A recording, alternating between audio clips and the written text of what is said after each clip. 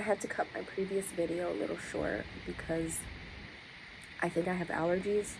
And I was like, I just felt that cough. And I was like, okay, I gotta stop this so I can go cough, you know? But, yeah, I don't know. I really don't know. I think that technology has gotten to the point where it has just become this insane safety net for us, and it is not letting us look at the consequences, the heartache, the grief, the struggle of life through clear lens. And I think that that's part of why it becomes this overreaching issue. It's part of why movies and music suck.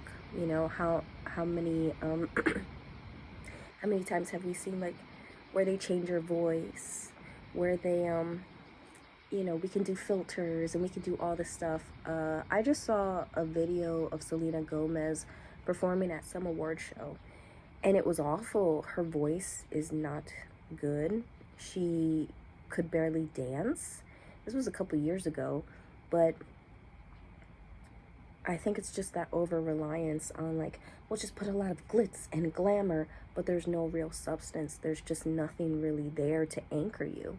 And we're seeing this in everything. Why, if we are so connected, how many times have I've seen some people like, I'm so grateful that I have Ring cameras so I can record everything. I'm so grateful that I have FaceTime and text messages because we can just be connected with everybody. But then when you look at the research and the data, we are one of the most loneliest generations. We are so profoundly lonely. There's no sense of community. People are getting meaner. People don't talk to each other in public. Organizations like clubs and that used to have events are dwindling. How connected are we? We are lying to ourselves. We lie to ourselves because we get that little bit of dopamine when we put a little heart and when we send each other text messages, and it's BS. It's BS.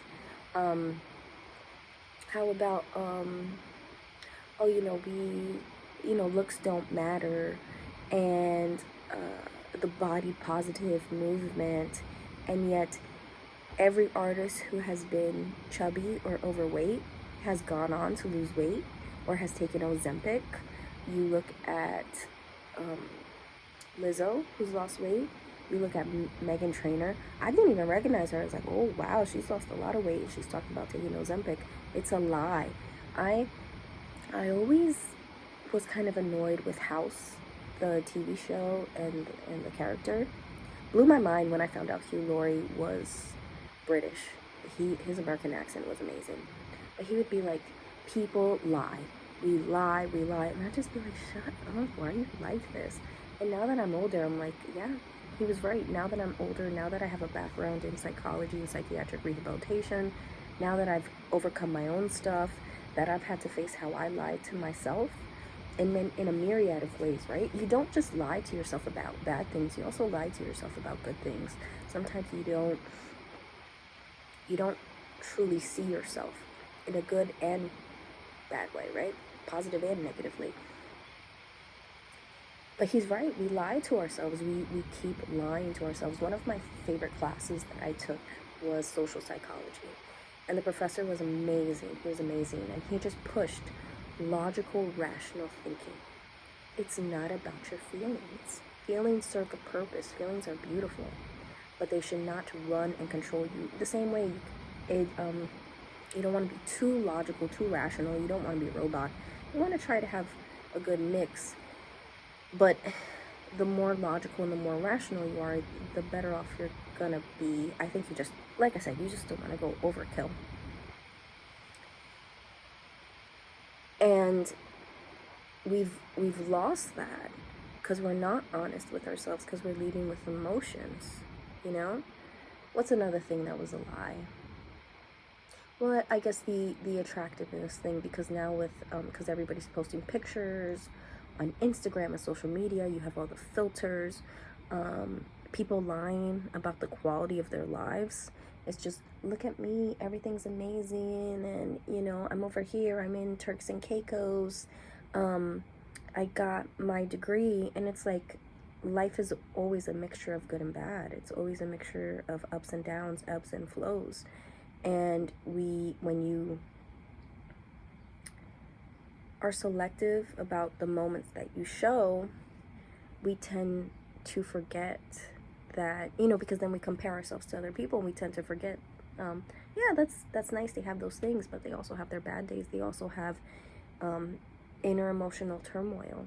You don't have to compare yourself to this person because they have the balloons and they just had a party and everything is like nicely curated. You don't have to then be like, oh my god, their lives are so much better than mine. So what's another thing that we lie to ourselves about? I would say the job market. I'm trying to look for a job, and a lot of the jobs are like, do you want to help AI? Do you want to talk for a little bit so we can make AI more smoother? Do you want to, you can be at the forefront of helping AI. And people are going to take those jobs because, again, you have to put eggs on layaway now. You got to put a layaway on an omelet. So people are going to do that. And again, they don't realize that they're fueling their own destruction. How many people have I seen? Oh my gosh, I love the self-checkout. I love it. Okay, those are a whole slew of jobs that are gone for a number of people. Just gone.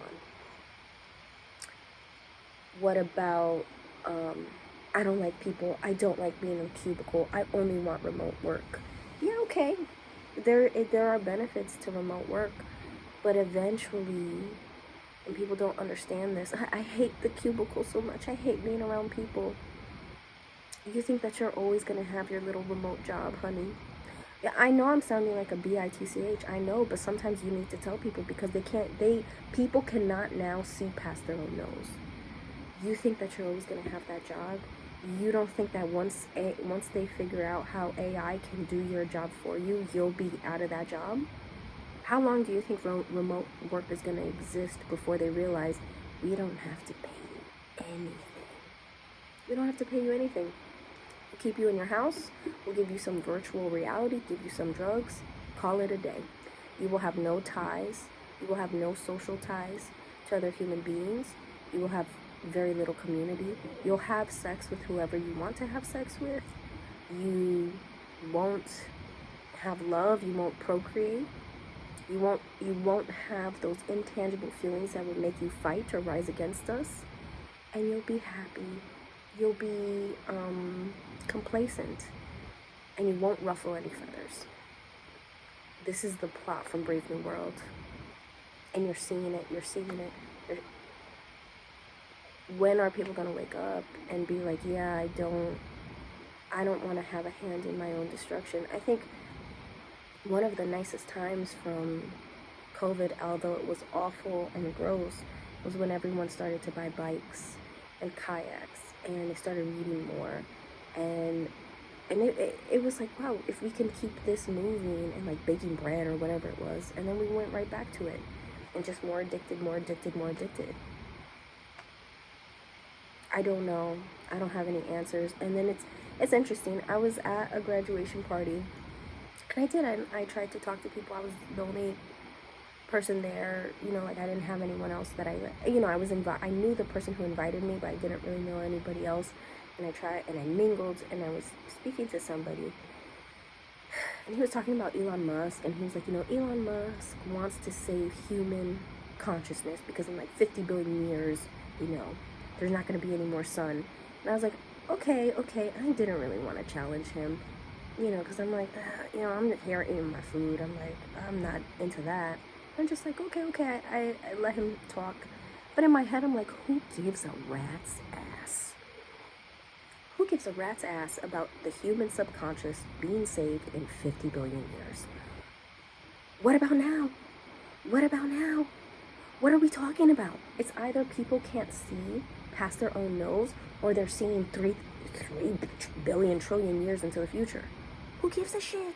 Who gives a shit when people don't have jobs, when people are so lonely, when people are basically children?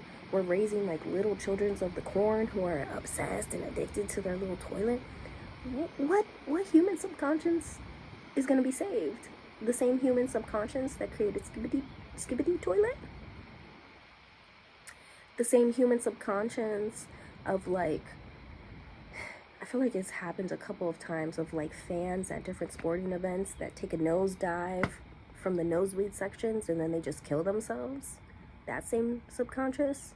The same subconscious of parents who have checked out and don't understand that to raise a child, you gotta be on top of that child. Like, you know, you also gotta let them explore and figure things out, but you gotta be a hands-on parent for quite a few years before you can start, you know, giving them more and more independence. That subconscious. The subconscious of people who are polyamorous and that are making barcodes and putting them on their girlfriend's panties, putting what sex acts, which will then lead you to a spreadsheet that tells you what sex acts are okay and which ones that are not tonight, slugger. What are we talking about? What subconscious are we gonna save? The same human subconscious of Katy Perry, who goes to space and is so disconnected from the world and is not able to intellectualize any criticism about her actions at all and be like, hey, it's my money, I still wanted to do this, but I understand that everybody else is not in a good position, I should have just done it more quietly. The same human subconscious where her response to criticism was to talk about how she's a human pinata and she's gone through life battered and bruised. What is Katy Perry's worth? What is Katy Perry's worth?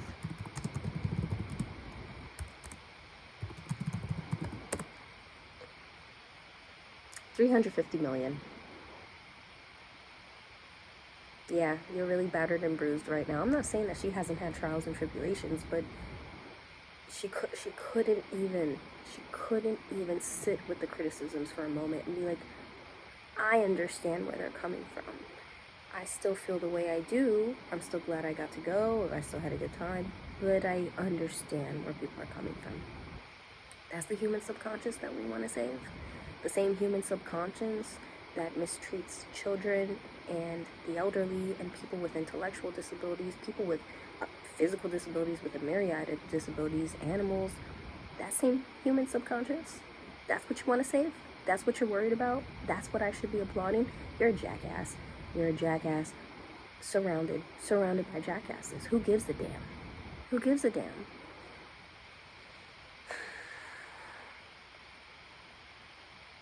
Decency has gone out the window. Narcissism is at levels that are unprecedented. And granted, I also have to recognize my hand in that. I'm sitting here in my room talking to myself, you know. There's a little bit of narcissism there. There's a little bit of narcissism to think that I can cultivate an audience. But again, blueberries are $79.99. Like, so that's why too, like, I still give some people grace when they're like, I need a job. And if all that's left is AI, what else can I do? I don't know. I don't know what it would take for us to rise up and to fight. I don't know what it would take for us to be more connected to each other. I have no idea. I don't know. At first I thought maybe having better art. But I don't know. I don't know if that's it. Like, we don't even have cool crap. Like, the phone is fine, but I'm kind of bored. I'm bored with it. Snapchat I had for like a little bit. I got rid of that a long time ago. Twitter, I don't do that anymore. That was boring. I had it for a little while. Facebook, Facebook is connected to my Instagram, so like when I posted a picture of my graduation, it just went on there. I don't Instagram it. I guess the last time I posted was like months and months and months ago. Like, it's not something that I'm checking every day.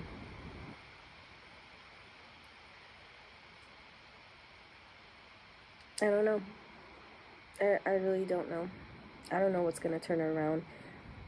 If we can even turn it around at this point. I have no idea what the world is going to look like in 10, 15 years. I hope somehow we could salvage it, because, like, it's that old joke. It's like you gotta be a little stupid to be optimistic. I'm a little stupid. I'm a little dumb to still be optimistic. And it's the other thing. It's like you also can't let it rob you of your joy. Even though technology and all this ridiculousness is happening in life, you're still aging. People still die. You still have a limited amount of time. I don't know. And I don't know. I really do like doing creative stuff, and I hope that I can be more creative, and like I hope that I can like reach out to people who are maybe feeling the same thing outside of doing this stuff. And like I will listen to some podcasts. I'm just not using the internet as much as I have to. Or as I used to, because I'm not in school right now, so I don't have to check my email. I don't have to do anything like that until like the summertime, and then I gotta be on it. I'm tired of like this whole being connected and plugged in all the time. I want to throw all this crap in the garbage. It's just too much. It just gets to a point where it's too much. But I don't know if anyone feels the same way. Let me know. Let me know how you cope with it. Let me know how you deal with it. Sometimes I wish like the phones would just stop working and everything would have to go back to the 90s. It would struggle. People would be pissed. But I think you'd have a lot of good benefits. Technology was supposed to be a tool. It wasn't supposed to be the means of our own destruction, which is what it's becoming. On that note, I'll talk to you guys later. Hopefully things get better from here. I'll do some fluff because I know it's like, ooh, hey, things are ending badly, but I'll talk to you guys later. Don't let this crap steal your joy. We can pontificate. We can use it to make better choices and decisions, but don't let it rob you of your time or your joy. That's the best that I got for right now. I'll talk to you guys later. Bye.